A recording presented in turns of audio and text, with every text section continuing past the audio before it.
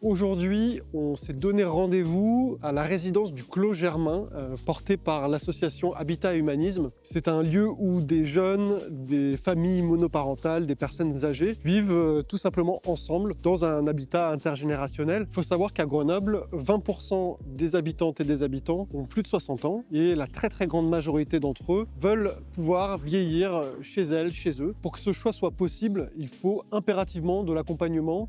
Sinon, on risque que l'isolement s'installe et de nombreuses personnes passent à côté de leurs droits, d'aides significatives auxquelles elles pourraient prétendre. La question, elle est donc très simple. Comment est-ce qu'on fait de Grenoble une ville où l'on peut rester autonome le plus longtemps possible, quelle que soit sa situation? Et c'est de ça dont on va parler aujourd'hui.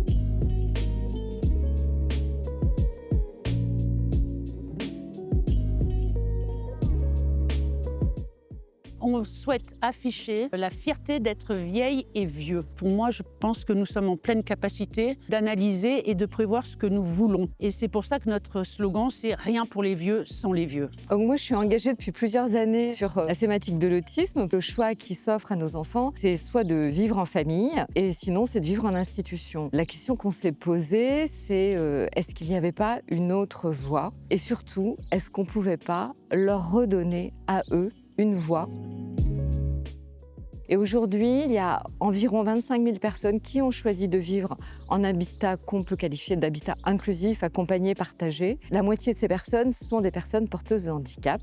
Moi, ce qui m'a vraiment plu dans le discours de Romain depuis le début, c'est le souhait de toujours travailler avec et non pas contre, quelles que soient finalement les positions politiques de départ. Et ça, je pense que c'est un véritable atout pour ce type de projet. Mes souhaits, c'est remettre du lien dans la ville. Ça passe par une politique courageuse pour moi, rééduquer les citoyens ou les éduquer au vivre ensemble. Je pense qu'on a tous à partager quelque chose ensemble. Le dernier point qui est vraiment important et sur lequel Romain a beaucoup insisté, c'est avoir une offre de soins de proximité qui permette à nous tous, et plus particulièrement lorsqu'on commence à être âgé, à avoir l'offre de soins dont on a besoin. Ce que nous avons entendu aujourd'hui est très clair. Vieillir ou vivre avec un handicap ne doit pas rimer avec isolement ou mise à l'écart. Chez Grenoble Capitale Citoyenne, nous voulons faire de l'autonomie une priorité municipale. Concrètement, qu'est-ce que ça signifie? Un référent senior dans toutes les maisons des habitants, faire respecter les trottoirs pour sécuriser les déplacements, de nouveaux services de livraison pour accompagner le maintien à domicile, développer des centres et des maisons de santé dans absolument tous les quartiers, ou encore, tout simplement, installer plus de bancs avec des dossiers partout dans la ville.